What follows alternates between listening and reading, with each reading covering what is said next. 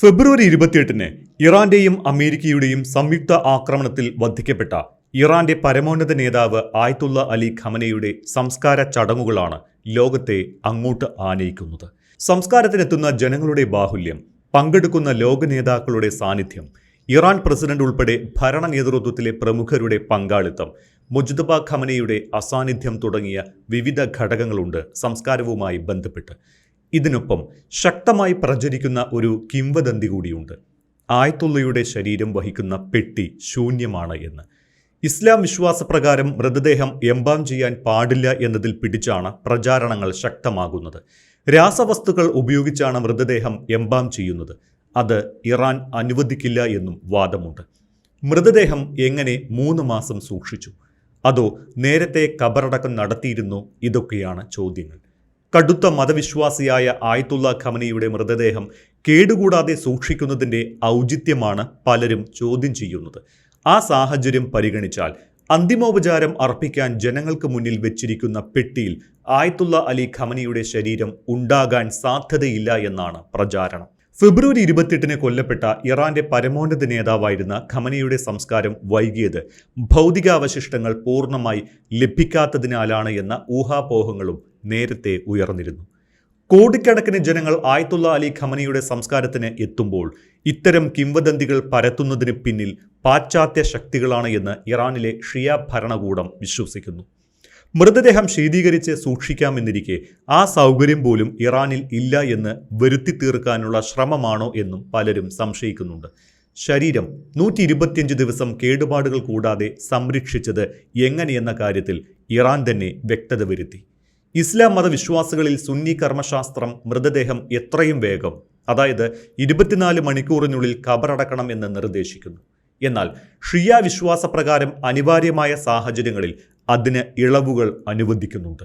ഈ നിയമസാധുത പ്രയോജനപ്പെടുത്തിയാണ് ഇറാൻ ഭരണകൂടം മൃതദേഹം സംരക്ഷിക്കാൻ നടപടി സ്വീകരിച്ചത്. ഇസ്ലാമിക നിയമപ്രകാരം രാസവസ്തുക്കൾ ഉപയോഗിച്ചുള്ള എംബാം ചെയ്യുന്നതിന് കർശനമായ വിലക്കുണ്ട്. ശരീരത്തിൽ നിന്ന് രക്തമുൾപ്പെടെ സ്രവങ്ങൾ മാറ്റി പകരം ഫോർമാൽഡിഹൈഡ് എന്ന രാസവസ്തു നിറയ്ക്കുന്നതിനെയാണ് എംബാം ചെയ്യുക എന്ന് പറയുന്നത്.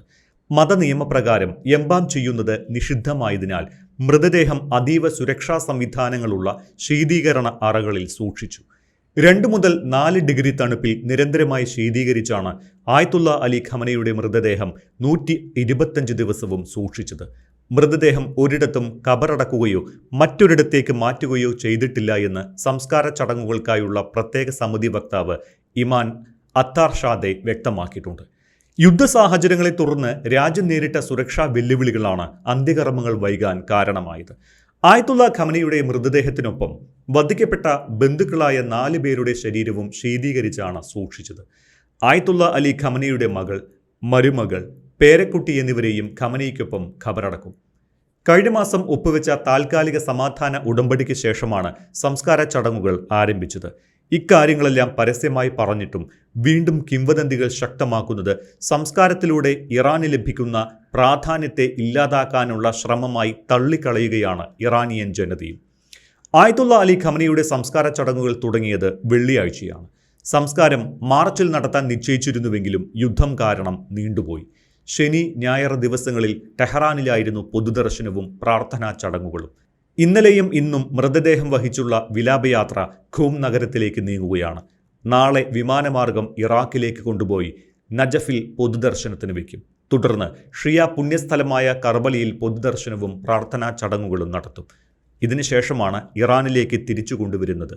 ആയത്തുള്ള ഖമനിയുടെ ജന്മസ്ഥലമായ മഷ്ഹദിലാണ് ഖബറടക്കം. 100-ലേറെ രാജ്യങ്ങളിൽ നിന്നുള്ള പ്രതിനിധികൾ സംസ്കാര ചടങ്ങുകളിൽ സംബന്ധിക്കുന്നുണ്ട്.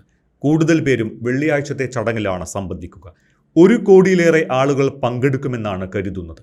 പരമോന്നത നേതാവ് ആയത്തുള്ള അലി ഖമനയുടെ ഔദ്യോഗിക സംസ്കാര ചടങ്ങുകളിൽ പങ്കുചേർന്നതിന് ഇറാൻ ഇന്ത്യയോട് നന്ദി അറിയിച്ചു. ഈ പങ്കാളിത്തം പരസ്പര ബഹുമാനത്തിന്റെ ശക്തമായ പ്രകടനമാണ് എന്ന് വിശേഷിപ്പിച്ച ഇറാനിയൻ എംബസി ഇത് ഇരു രാജ്യങ്ങളും തമ്മിലുള്ള ചരിത്രപരവും സാംസ്കാരികവുമായ ബന്ധത്തെ പ്രതിഫലിപ്പിക്കുന്നതാണ് എന്നും അഭിപ്രായപ്പെട്ടിട്ടുണ്ട്. ഖമനിയുടെ വിയോഗത്തിൽ ദുഃഖിക്കുന്ന ഇറാനിലെ ജനങ്ങൾക്ക് ഇന്ത്യ നൽകിയ പിന്തുണയും ആശ്വാസവും രാജ്യം ഒരിക്കലും മറക്കില്ല എന്ന് അവർ വ്യക്തമാക്കുന്നു. ഇറാനിലെ രക്തസാക്ഷിത്വം വരിച്ച നേതാവ് ആയത്തുള്ള സയ്യിദ് അലി ഖമനിയുടെ വിലാപയാത്രയിൽ പങ്കെടുത്തതിനും ആദരാഞ്ജലികൾ അർപ്പിച്ചതിനും ഇന്ത്യയിലെ സർക്കാരിനോടും ജനങ്ങളോടും പ്രത്യേകിച്ച് ഇന്ത്യൻ സർക്കാരിനും ജനങ്ങൾക്കും വേണ്ടി പങ്കെടുത്ത ഔദ്യോഗിക പ്രതിനിധി സംഘത്തോടും ഹൃദയംഗമായ നന്ദിയും ആത്മാർത്ഥമായ അഭിനന്ദനവും അറിയിക്കുന്നുവെന്നാണ് ഇറാനിയൻ എംബസി സമൂഹമാധ്യമമായ എക്സിൽ കുറിച്ചത്.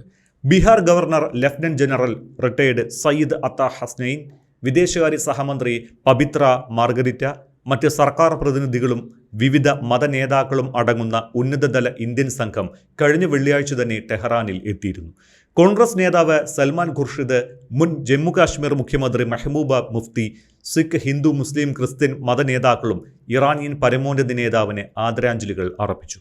രാഷ്ട്രീയ നേതാക്കൾ, പാർലമെന്റ് അംഗങ്ങൾ, പ്രമുഖ പണ്ഡിതന്മാർ, ഇന്ത്യയിലെ വിവിധ മതവിഭാഗങ്ങളുടെ നേതാക്കൾ എന്നിവരുടെ ബഹുമാനപ്പെട്ട സാന്നിധ്യം ഇരു രാജ്യങ്ങളും തമ്മിലുള്ള ആഴത്തിലുള്ള ചരിത്രപരവും സാംസ്കാരികവും മാനുഷികവുമായ ബന്ധത്തെ പ്രതിഫലിപ്പിക്കുന്നതായി എംബസി പറയുന്നു. ദേശീയ ദുഃഖാചരണത്തിന്റെ ഈ വേളയിൽ ഇറാനിലെ ജനങ്ങളോടുള്ള പരസ്പര ബഹുമാനത്തിന്റെയും ആത്മാർത്ഥമായ ഐക്യദാർഢ്യത്തിന്റെയും ശക്തമായ പ്രകടനമായി ഇത് നിലകൊള്ളുന്നു. ഇറാനിലെ ജനങ്ങൾക്കൊപ്പം നിലനിൽക്കുകയും ഈ ദുഃഖസമയത്ത് സഹതാപം രേഖപ്പെടുത്തുകയും ചെയ്ത എല്ലാ ഇന്ത്യൻ ഉദ്യോഗസ്ഥർക്കും വിശിഷ്ട വ്യക്തിത്വങ്ങൾക്കും മാന്യരായ ഇന്ത്യൻ ജനതയ്ക്കും ഇറാൻ എംബസി ഒരിക്കൽ കൂടി ആത്മാർത്ഥമായ അഭിനന്ദനം അറിയിക്കുന്നുവെന്ന് പറഞ്ഞാണ് കുറിപ്പ് അവസാനിപ്പിക്കുന്നത്. ലക്ഷക്കണക്കിന് ആളുകൾ ഖമനേയിയോടുള്ള ആദരസൂചകമായി പതാകകളും ബാനറുകളുമായി ടെഹ്റാനിലെ നഗരങ്ങളിൽ ഒത്തുകൂടിയിട്ടുണ്ട്. ടെഹ്റാനിലെ ഗ്രാൻഡ് മുസല്ല പ്രാർത്ഥനാ സമുച്ചയത്തിലാണ് ചടങ്ങുകൾ പുരോഗമിക്കുന്നത്. വിലാപയാത്രയുടെ ഭാഗമായി അധികൃതർ റോഡുകളും വ്യോമപാതകളും അടച്ചിട്ടിരിക്കുകയാണ്. ശനിയാഴ്ച ആരംഭിച്ച ദുഃഖാചരണം വ്യാഴാഴ്ച അവസാനിക്കും. അന്നാണ് 86-കാരനായ മഷ്ഹാദിലെ ഇമാം റാസ മഷദിൽ ആയത്തുള്ള അലി ഖമനയുടെ ഖബറടക്കം. പരമോന്നത നേതാവായിരുന്ന ആയത്തുള്ള അലി ഖമനയുടെ മരണത്തിലെ ദുഃഖാചരണം പ്രതികാര ആഹ്വാനമുയരുന്ന വേദി കൂടിയായി മാറിയിട്ടുണ്ട്. ലക്ഷക്കണക്കിന് ആളുകൾ രാത്രി മുഴുവൻ പള്ളിയിൽ തന്നെ തങ്ങി. രാത്രി 8 മണിക്ക് ആരംഭിക്കുന്ന പ്രാർത്ഥനാ ചടങ്ങിൽ പങ്കെടുക്കാൻ അർദ്ധരാത്രിയിലും ആളുകൾ എത്തിക്കൊണ്ടിരിക്കുന്നു. ഇറാന്റെ പതാകയും പ്രതികാരത്തിന്റെ അടയാളമായ ചുവന്ന പതാകകളും കയ്യിലേന്തിയിട്ടുണ്ട്. അമേരിക്കയുടെയും ഇസ്രായേലിന്റെയും അന്ത്യം എന്ന മുദ്രാവാക്യവും ഉയർത്തുന്നുണ്ട് ചിലർ. അമേരിക്കൻ പ്രസിഡന്റ് ഡൊണാൾഡ് ട്രംപിനെതിരെയും ഇസ്രായേൽ പ്രധാനമന്ത്രി ബെഞ്ചമിൻ നെതന്യാഹുവിനെതിരെയും കൊലവിളിയും ജനങ്ങൾക്കിടയിൽ ഉയരുന്നുണ്ട്. ഇരുവരെയും കൊലപ്പെടുത്തണമെന്ന ആഹ്വാനവുമായി പ്ലക്കാർഡുകളും മുദ്രാവാക്യവും ഉയരുന്നു. ട്രംപിനെയും നെതന്യാഹുവിനെയും കൊലപ്പെടുത്തൂ എന്ന പോസ്റ്ററുകളും ഗ്രാൻഡ് മുസല്ല പ്രാർത്ഥനാ സമുച്ചയത്തിന് അരികിലായി പതിപ്പിച്ചിട്ടുണ്ട്.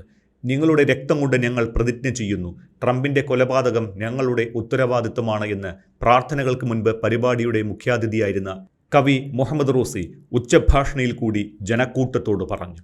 ലോകത്തിലെ ഏറ്റവും നീചനായ മനുഷ്യൻ എന്തുകൊണ്ട് ഇപ്പോഴും ജീവിച്ചിരിക്കുന്നു? ട്രംപ് അധികകാലം ലോകത്തുണ്ടാകില്ല. നമ്മുടെ ഇമാമിനെ കൊന്നയാളെ നമ്മൾ എന്തിന് കൊല്ലാതിരിക്കണം?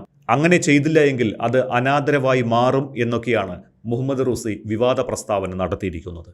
ഇതിനിടയിൽ ആയത്തുള്ള അലി ഖമനയുടെ ശവസംസ്കാര ചടങ്ങുകൾക്കായി സമാധാന ചർച്ചകൾക്ക് ഒരാഴ്ചത്തെ അവധി നൽകിയിരിക്കുകയാണ് എന്ന US പ്രസിഡന്റ് ഡൊണാൾഡ് ട്രംപിന്റെ പരിഹാസത്തിന് പിന്നാലെ ഒമാൻ തീരത്ത് കപ്പലുകൾക്ക് നേരെ മിസൈൽ ആക്രമണം നടത്തി ഇറാൻ.